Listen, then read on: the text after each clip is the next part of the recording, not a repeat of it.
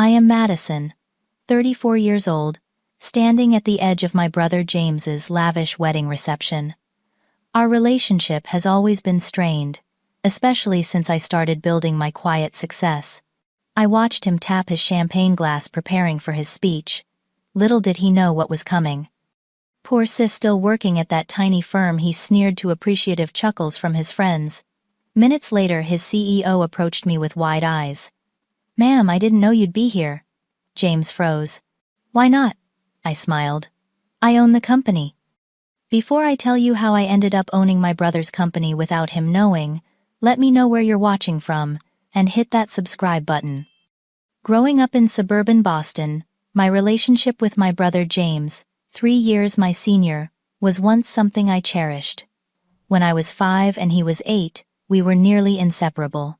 We built forts in the backyard, rode bikes around the neighborhood, and shared ice cream cones on hot summer days.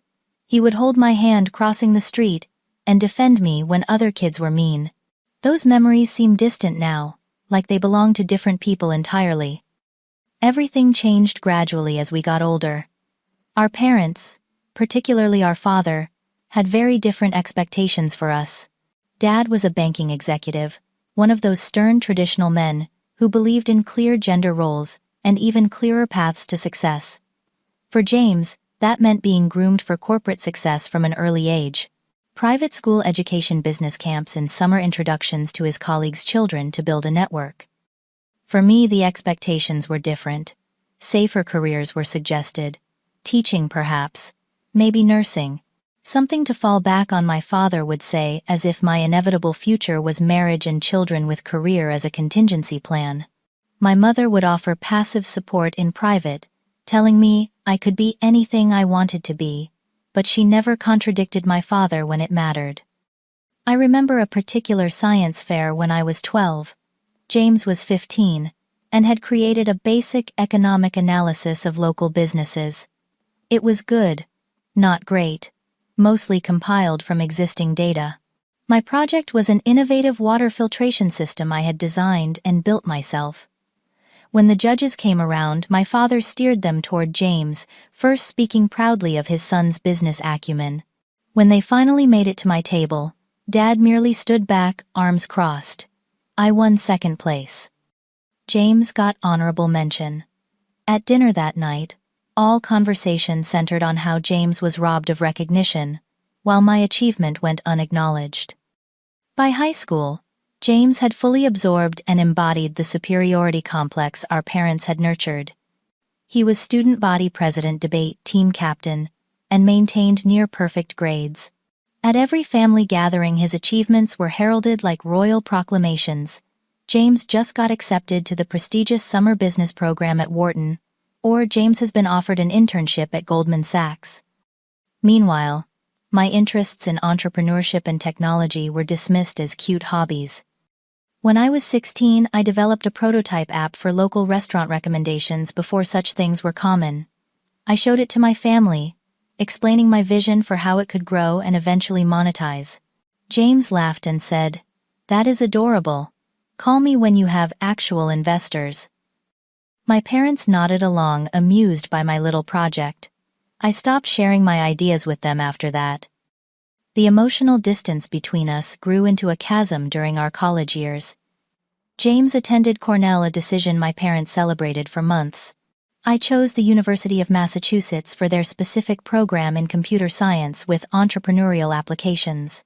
When my acceptance letter came, my father looked it over and said, "Well, at least it's a degree."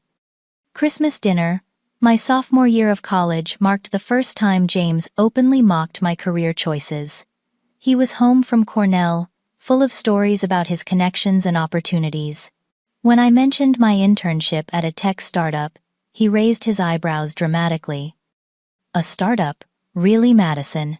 You know 90% of those fail, right? Wouldn't you rather have job security?" He looked at our parents for approval, which they readily provided with knowing nods. "Some of us want to build something, not just climb someone else's ladder," I replied. The table went silent before my father cleared his throat. "Madison, there is nothing wrong with respecting established institutions. Not everyone needs to reinvent the wheel.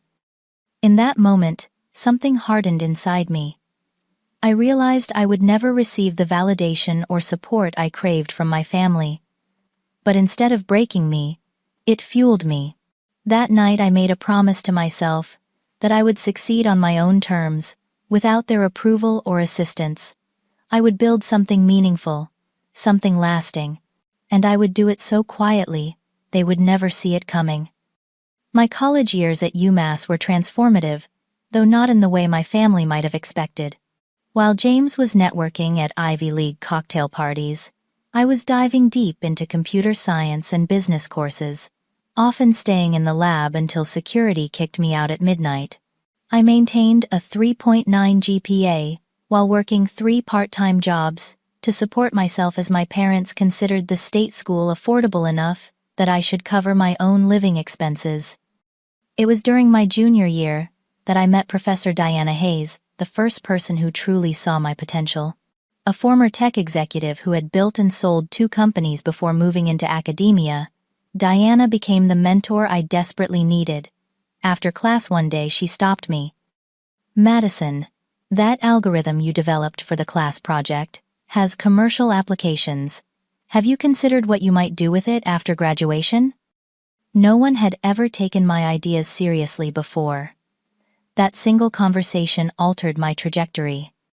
I graduated with honors, though my family seemed more interested in the fact that James had just been accepted to Harvard Business School. I took a position at a small tech consulting firm, learning the industry from the inside while secretly developing my own ideas, nights and weekends. The pay was modest, which prompted regular comments from James about my cute little job. What he did not know was that I was studying the market, identifying gaps, and formulating a business plan.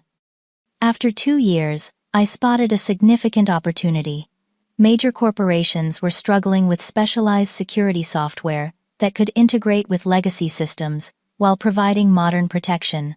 The existing solutions were either too generic or prohibitively expensive for mid-sized businesses. I knew I could build something better.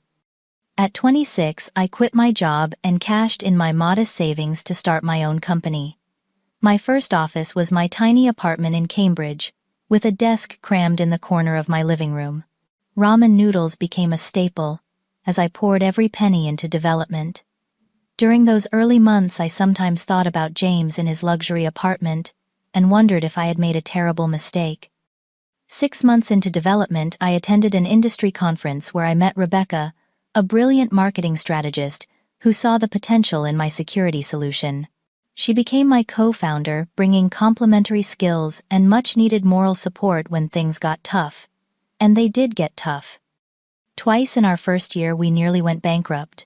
There were nights I cried myself to sleep, questioning everything. The lowest point came when a major potential client backed out at the last minute, leaving us with development costs we could barely cover.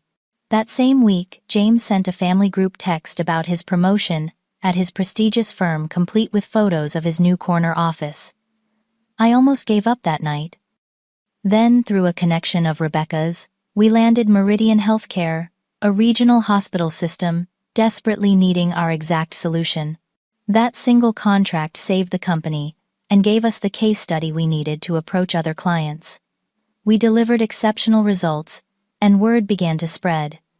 A strategic decision I made early on proved unexpectedly valuable. To protect myself from potential discrimination in the male-dominated tech industry, I established a holding company structure where I remained anonymous as the owner. Our company's SecureFlow Solutions was technically owned by Artemis Holdings, which I controlled. This allowed me to focus on product and strategy, while Rebecca became the public face of the company. It also, though I did not plan it this way, initially kept my success hidden from my family. By year 3, we had expanded into enterprise solutions, growing from 2 people to 20, then 50. Our client list included names that even James would recognize. We moved from my apartment to a real office, and then to an entire floor in a downtown building. Revenue crossed into 8 figures, but I maintained a modest lifestyle, reinvesting profits into growth. In our 4th year, we began an acquisition strategy, identifying complementary businesses that would enhance our offerings. It was during due diligence for our largest acquisition, yet a conglomerate with multiple tech subsidiaries, that I discovered something surprising. One of the subsidiaries, Pinnacle Systems, was my brother's employer. I spent days deliberating what to do. The acquisition made perfect business sense regardless of this personal connection. Ultimately, I decided to proceed, but to maintain my anonymity. There would be no operational changes at Pinnacle that would affect James, and he would never need to know who signed his ultimate paychecks. Now, at 34, my company employs over 200 people across 3 states. We hold contracts worth millions with Fortune 500 companies. Our company culture, built on innovation and respect, stands in stark contrast to the hierarchical environments James has always thrived in. While he climbed corporate ladders, I built my own building. Yet through all this growth, I maintained my privacy.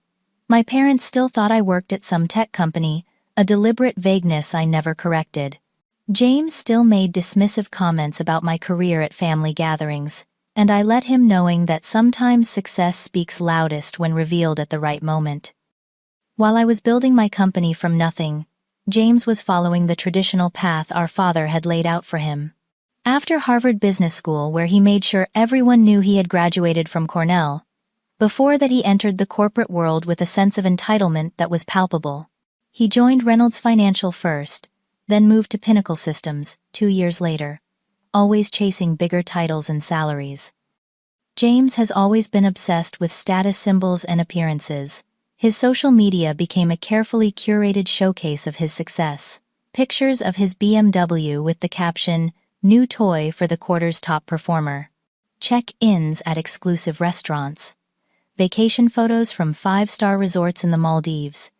Each post designed to elicit envy and admiration.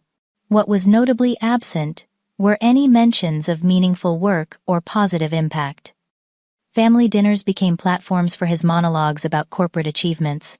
He would dominate conversations, dropping names of executives he had briefly met, describing meetings where he claimed to have been instrumental in decision-making. My parents would listen with rapt attention, occasionally glancing at me, as if to say, "Why can't you be more like your brother?" What James never realized was how transparent his exaggerations were to someone who actually ran a business. He would claim credit for initiatives that clearly came from senior leadership. He would describe his role in ways that made entry-level analysis sound like executive strategy. I would sit quietly nodding at appropriate intervals, occasionally catching my mother's eye and sharing a brief knowing look. She might not understand business, but she understood her son's tendency to embellish. There was a particularly uncomfortable Thanksgiving 3 years ago when James decided to directly belittle my business in front of extended family. We were all seated around my parents' dining table when Aunt Patricia innocently asked how my work was going. Before I could answer, James interjected. "Madison's still playing entrepreneur with her little security thing. How many employees do you have now?" 10, 15. He knew perfectly well I had never disclosed the size of my company to the family. "We're growing steadily," I replied neutrally. "Well, at Pinnacle, we just signed a $20 million contract with Universal Banking. That is how the big boys do business." He raised his wine glass in a mock toast. What James did not know was that Universal Banking was also our client, and the security infrastructure his company was integrating with was actually built by mine. I smiled and took a sip of water. As I quietly expanded my business empire, I came to a startling realization through industry connections. James's company, Pinnacle Systems, had become a subsidiary of one of my acquisitions. The irony was almost too perfect. My brother, who had spent his life looking down on my career choices, now unknowingly worked for me. For business reasons and professional integrity, I chose not to reveal this connection. The situation became even more ironic when James received a promotion to Director of Client Relations. He called our parents immediately, who then called me, insisting I congratulate him. During our stilted phone conversation, he boasted about how he had impressed the owner with his initiative on a key project. I knew for a fact that the initiative he described had been a directive from my executive team, implemented with considerable resistance from middle management at Pinnacle, including James. The owner must really see your potential, I said, managing to keep my voice even. Well, some of us know how to make an impression in the real business world, he replied. Not everyone can handle this level of pressure and responsibility. I bit my tongue and congratulated him again.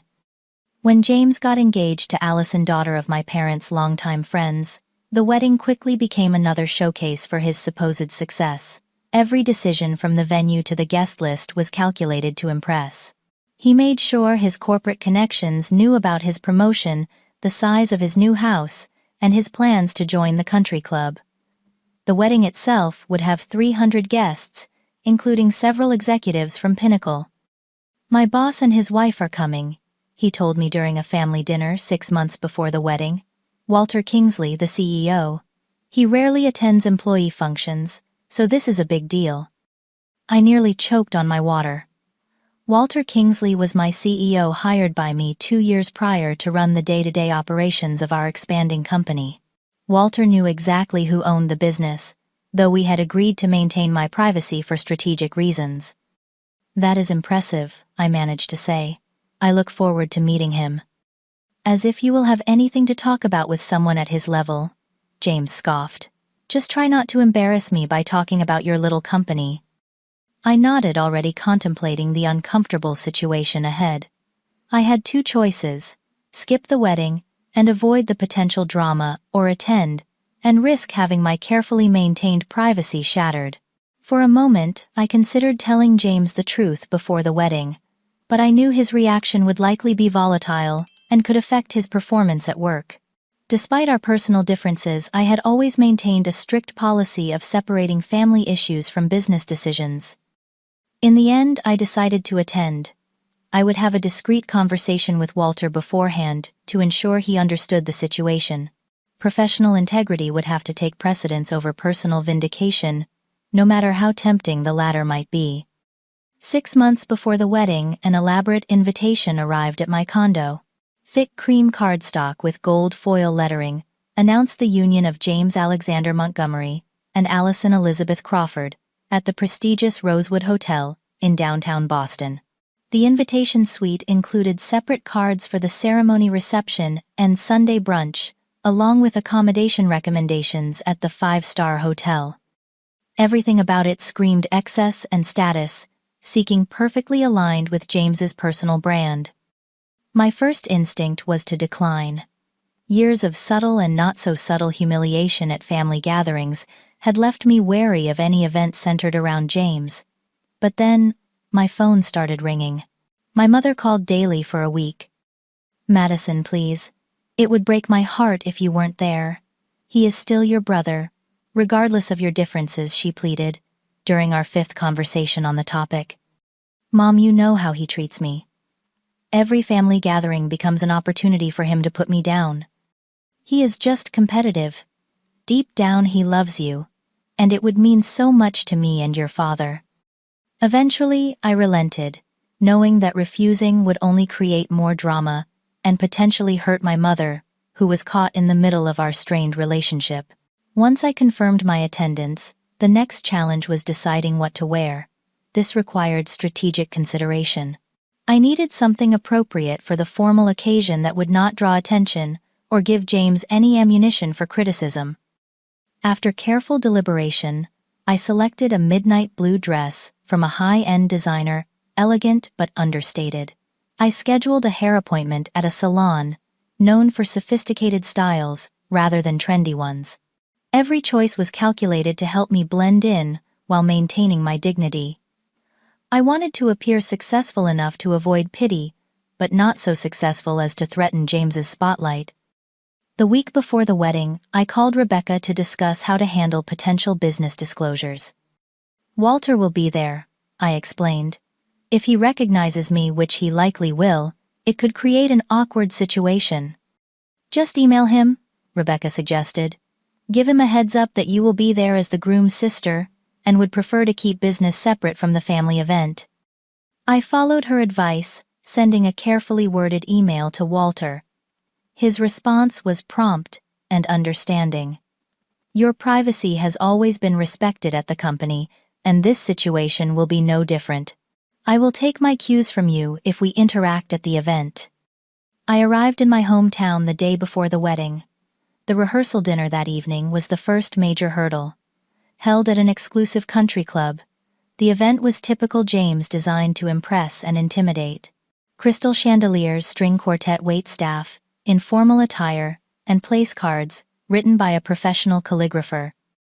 James was in his element, moving from table to table, introducing his colleagues with subtle reminders of their titles and importance. When he finally made his way to me, his smile tightened almost imperceptibly. Madison, glad you could make it. The words were right, but his tone made it clear I was an obligation rather than a welcome presence. Congratulations, James. Everything looks beautiful. Yes, well, when you reach a certain level professionally, these connections become important. He gestured vaguely toward a group of men in expensive suits. Some of my colleagues from Pinnacle are here.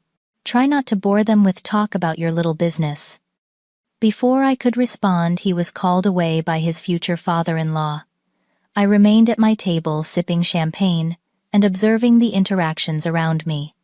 Walter Kingsley entered with his wife about half an hour later.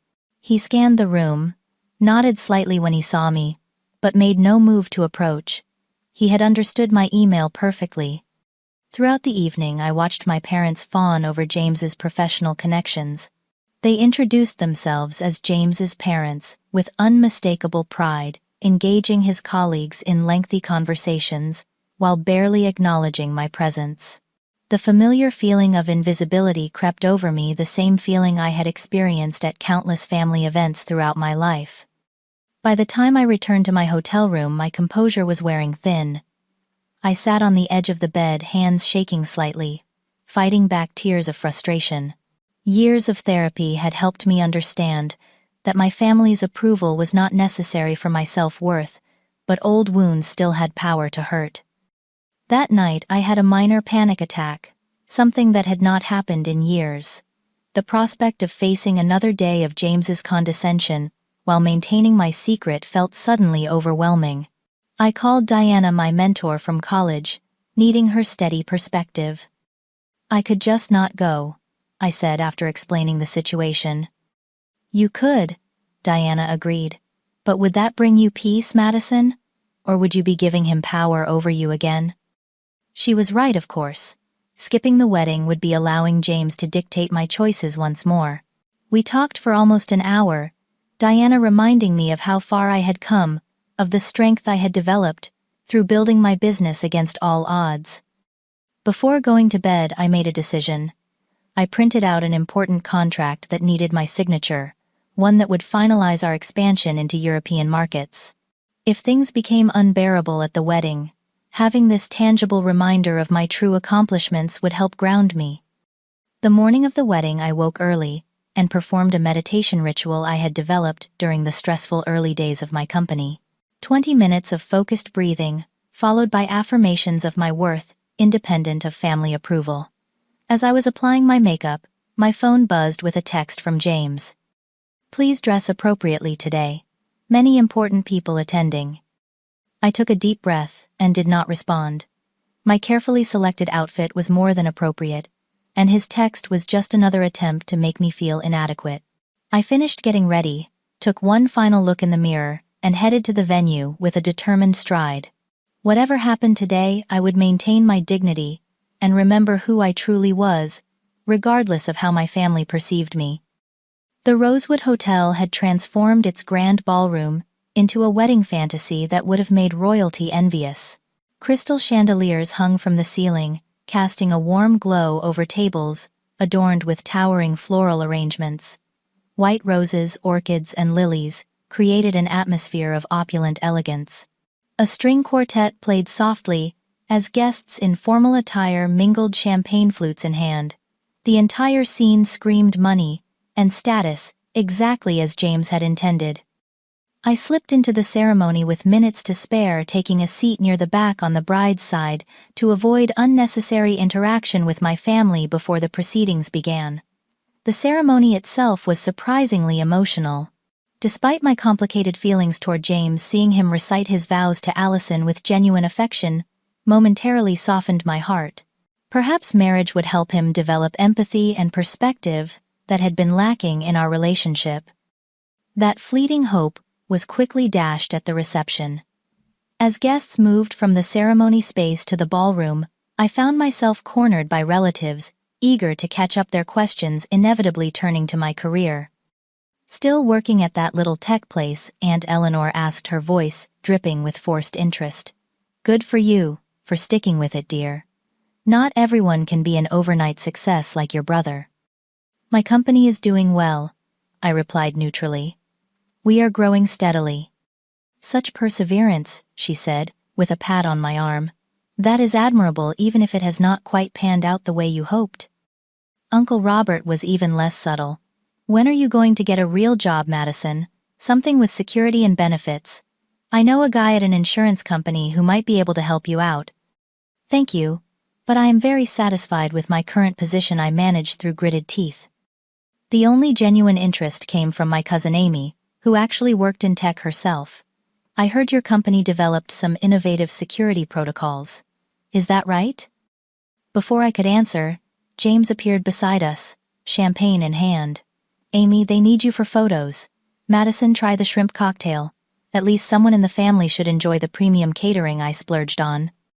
As Amy was whisked away, I took a deep breath and reminded myself of Diana's words. I would not let him provoke me. Not today.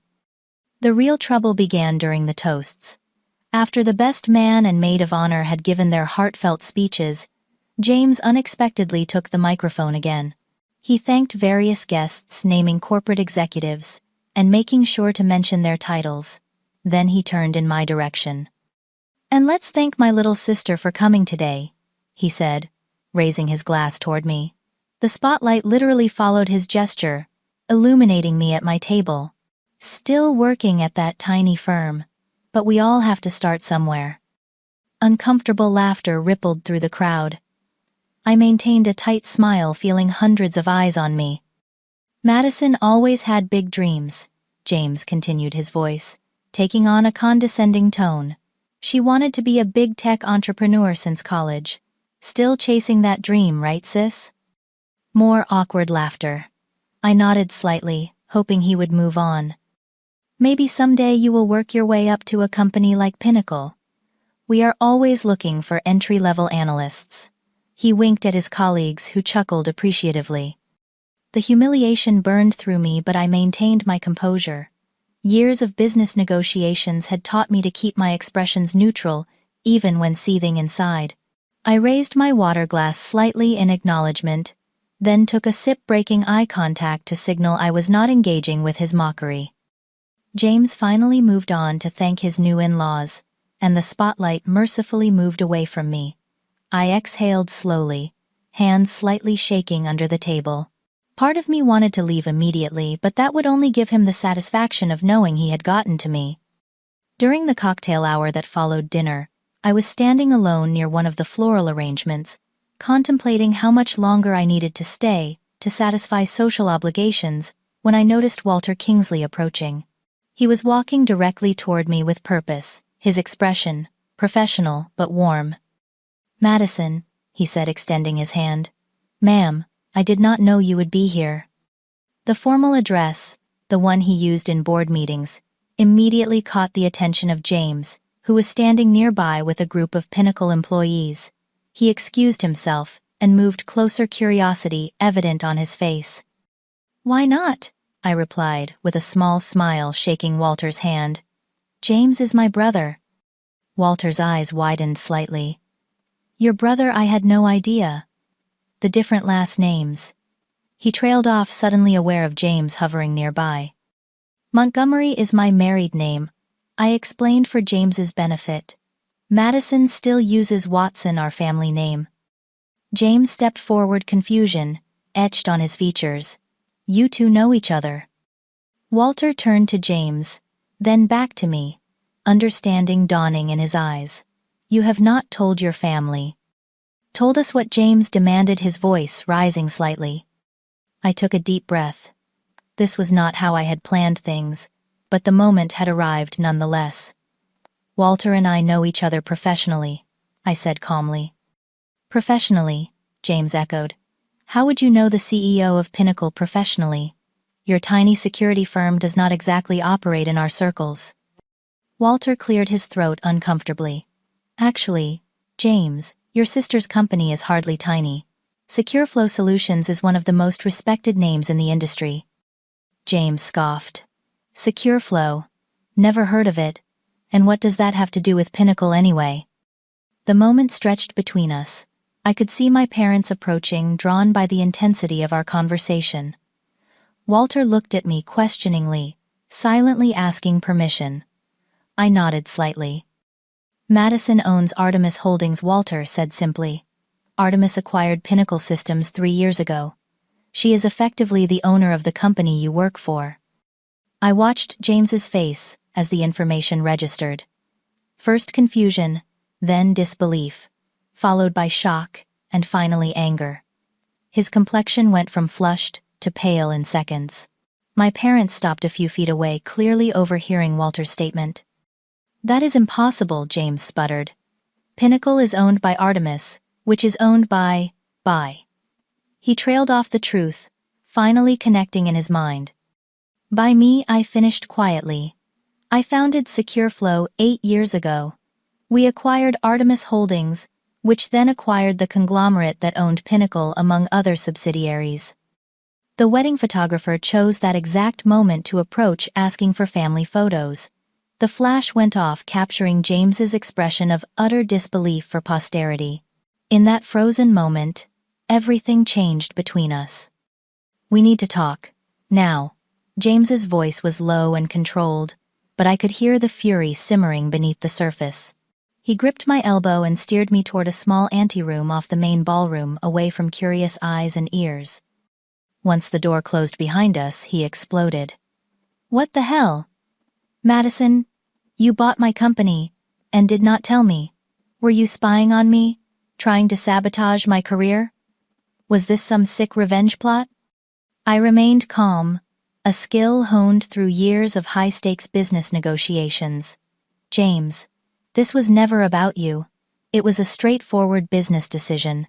Pinnacle was part of a larger acquisition that made strategic sense for my company. Bullshit. He ran his hands through his perfectly styled hair, disheveling it. You must have known I worked there. This was deliberate. I discovered you worked at Pinnacle during due diligence, after we had already decided to move forward with the acquisition, I explained truthfully.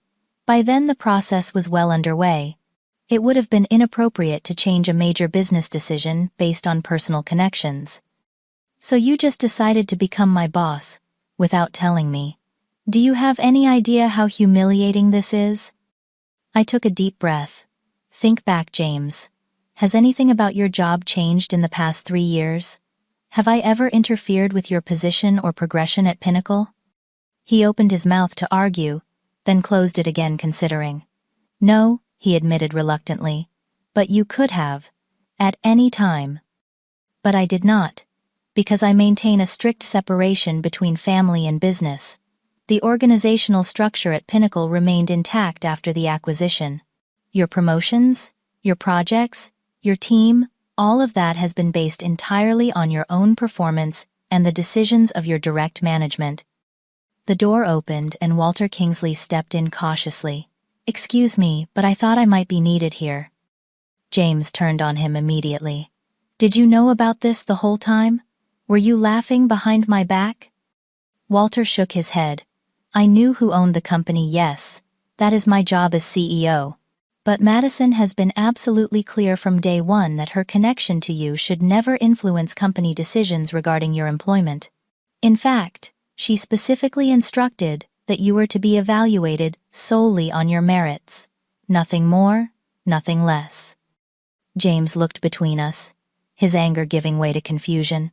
So, my promotion last year. was entirely based on your performance and recommendation from your department head, Walter confirmed. Madison never weighs in on individual personnel decisions below executive level. That is not her management style. Some of the tension left James's shoulders, but his expression remained troubled. Why keep it secret then? Why not just tell me? I sighed. Would you have believed your success was your own if you had known? Or would you have always wondered if your sister was pulling strings? I was protecting your sense of accomplishment, James. The door opened again, and our parents entered. My father's face was thunderous. What is going on here, James? Your guests are wondering where you've disappeared to. And what is this we're hearing about Madison owning a company? Not just a company, Dad, James said bitterly. My company. Apparently my little sister is the big boss of Pinnacle Systems. Has been for 3 years. My mother gasped softly. My father turned to me, eyes narrowed in disbelief. Is this true? I straightened my shoulders. Yes. I founded a security software company 8 years ago. We've grown significantly. Pinnacle became one of our subsidiaries through an acquisition 3 years ago. And you never thought to mention this, my father demanded. When would have been a good time? I asked quietly. When you were praising James's corporate accomplishments at Thanksgiving, or when you were explaining to Aunt Patricia that my computer hobby was just a phase. The accusation hung in the air. My mother stepped forward, surprising me by taking my hand. Madison, I had no idea. All this time you've been building something substantial, and we never asked. I finished for her. Never showed interest beyond polite inquiries that immediately turned back to James. A commotion outside the door indicated more family members were gathering. The antechamber door opened again, revealing several curious relatives, including Aunt Eleanor and Uncle Robert. Behind them I could see Allison approaching, concern evident on her face. What's happening? She asked, looking at James. Everyone's wondering where you went. Just a small family revelation, James replied tightly. Apparently my sister is some sort of secret tech mogul who owns Pinnacle. Allison's eyes widened as she looked at me with new appreciation. You own SecureFlow. My company uses your security protocols. They're the industry standard. This unexpected validation from my new sister-in-law seemed to affect James more than anything else had. He looked at Allison, then back at me, reassessing. You really built all that yourself? He asked, his tone softer. From nothing. With a lot of hard work and a great team, I nodded. But yes, from nothing. The extended family murmured in surprise. Aunt Eleanor, who had dismissed my career earlier now, looked thoroughly embarrassed. Uncle Robert stared at his shoes. Walter, sensing an opportunity to ease tensions, approached me discreetly. I know this is a personal moment, but I wanted to mention that the European expansion contract is ready whenever you have time to review it. No rush, of course. James overheard. European expansion. Despite everything, I could see professional interest spark in his eyes. Yes, I said. We're establishing operations in 3 European countries next quarter. A complex series of emotions crossed James's face. The professional in him was clearly impressed, even as the brother in him struggled with this new reality, where his little sister was far more successful than he had ever imagined. My mother, always sensitive to social awkwardness, stepped in. Perhaps we should return to the reception. This is still James and Allison's wedding day. She was right. This was neither the time nor place to unpack decades of family dynamics. Absolutely, I agreed. This should be a celebration. I turned to James. Congratulations again on your marriage. Allison seems wonderful. I meant it sincerely. James nodded stiffly, still processing everything. Allison took his arm supportively. We'll talk more later, I added. Enjoy your reception. As the others filed out, I decided it was time for me to make a graceful exit. I had never intended to overshadow James's wedding day, and staying would only create more tension and distract from the celebration. I caught my mother alone for a moment near the door. Mom, I think I'm going to go. Madison, please don't, she said, genuine emotion in her voice. We have so much to talk about. And we will, I promised. But today is about James and Allison. We can have dinner next week, just you and me. She hugged me tightly, perhaps the most genuine embrace we had shared in years. I'm proud of you, she whispered. I should have said that long ago. As I gathered my purse and wrap, I saw James making one last attempt to save face, with his guests laughing loudly and clinking glasses, as if nothing had happened. Our eyes met briefly across the room. I gave him a small nod, then slipped out quietly. The drive home was surreal, a mixture of vindication and sadness washing over me in waves. I had never sought this dramatic revelation, yet somehow it felt like the closing of a chapter that had been left unfinished for too long. Rebecca called as I was pulling into my driveway. How was the wedding from hell? Eventful, I replied, then filled her in on everything that had transpired. Holy shit, she breathed when I finished. That's like a scene from a movie. Are you okay?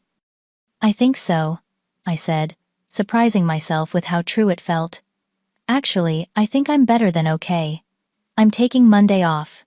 The European contracts can wait one more day. Good call, Rebecca agreed.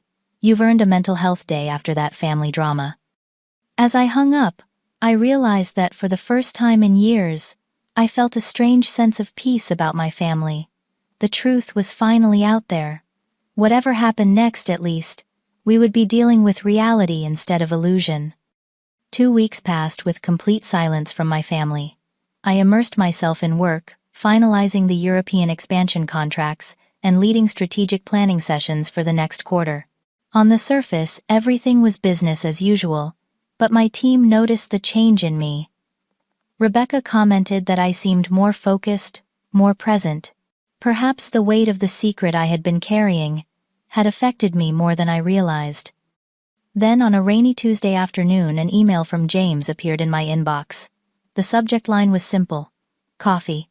The body of the email was equally brief: can we meet, just the two of us? There's a coffee shop called Maple and Elm on Commonwealth Ave. Neutral ground, Saturday at 10. I stared at the screen for several minutes before typing a simple response: I'll be there. Saturday arrived with clear skies and a crisp autumn breeze. I arrived at the coffee shop 10 minutes early, selecting a quiet table near the back. James arrived precisely at 10, looking different than I had ever seen him. Gone was the slick corporate appearance. Instead, he wore jeans and a simple button-down shirt. His hair wasn't perfectly styled, and he seemed to have lost a little weight. The awkwardness was palpable as he approached. Thanks for coming, he said, sliding into the chair across from me. Of course, I replied. We ordered coffee and sat in uncomfortable silence until our drinks arrived. James stared into his cup, avoiding eye contact. I've been doing a lot of thinking. Me too. He finally looked up. I owe you an apology, not just for the wedding but for years. The way I've treated you, the dismissive comments, the constant competition, it wasn't right. His directness surprised me. I had expected defensiveness or excuses. Why, I asked simply. It was a question that had haunted me for years. James sighed deeply. I don't know if I fully understand it myself. Part of it was how we were raised.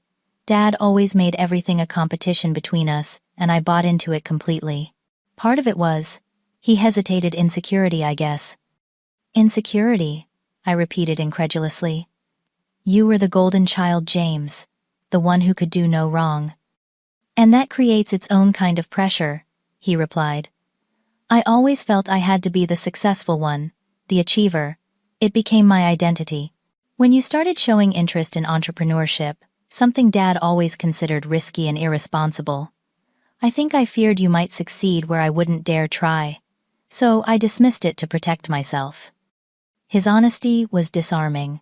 For the first time, I could see my brother not as the confident, arrogant figure he projected, but as someone shaped by the same complicated family dynamics that had affected me.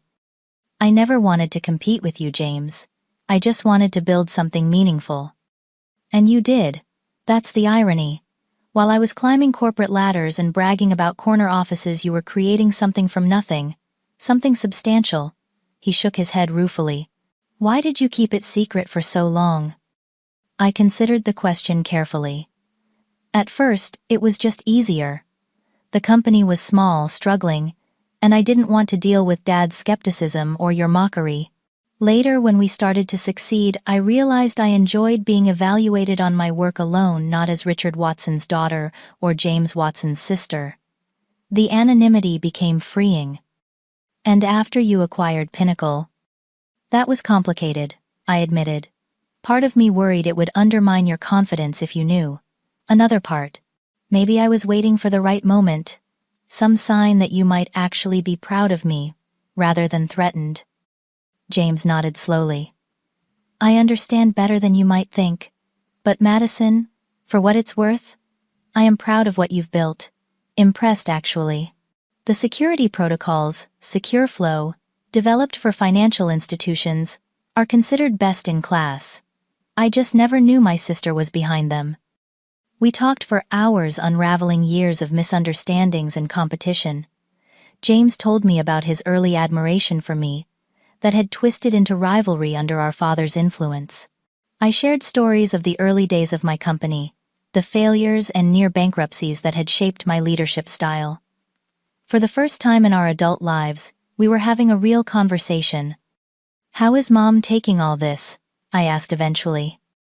She's been calling me daily, mostly to tell me what an idiot I've been. James smiled slightly. She wants to have a family dinner next Sunday. She's been reading everything she can find about SecureFlow and Artemis Holdings. And Dad? James's expression sobered. He's processing. I think finding out his daughter owns a multi-million-dollar company that acquired the place where his son works has shaken his worldview. But he asked for the Wall Street Journal article about your European expansion. That's something. 2 months later, we gathered for that family dinner. The tension was still there, but different, now mixed with a newfound respect. My father, always a man of few words, caught me alone in the kitchen, as I was helping my mother with dessert. The security protocol your company developed for medical records, he said abruptly. Very impressive. My bank is considering implementing something similar. Coming from him, this was the equivalent of effusive praise. Thank you, Dad. He nodded awkwardly, then added, I may have been wrong. About your career path. About what constitutes success. My mother joined us, tears in her eyes. I should have supported you more, she said, taking my hands in hers. All those times you tried to tell us about your ideas, and we just nodded and changed the subject. I regret that so much, Madison. It's okay, Mom, I said, squeezing her hands. Really, maybe I needed to find my own path without expectations. The healing wasn't instantaneous, and there were still awkward moments and old habits that died hard. But slowly we established new patterns of interaction, based on who we really were, rather than who our parents had expected us to be. At work, I maintained strict professional boundaries, despite the family connection. James continued at Pinnacle, now fully aware of the corporate structure, but judged solely on his own performance. If anything, he worked harder now, with something to prove to himself rather than others. The experience changed me in unexpected ways.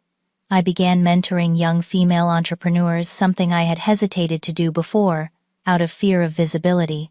I shared my story, the struggles and triumphs, hoping to inspire others who might not fit the traditional mold of success. Most importantly, I found a piece I hadn't realized I was missing. Success wasn't about proving my family wrong or winning some unspoken competition. It was about building something meaningful, creating value, and staying true to my vision, regardless of external validation. James and I will never have the simple, uncomplicated relationship some siblings enjoy. There's too much history, too many years of patterns that can't be erased overnight. But we're finding a new way forward, based on mutual respect and a better understanding of how we became the people we are. Sometimes the most important family lesson isn't about proving your worth to others, but discovering it was there all along, waiting to be recognized by the person who matters most, yourself.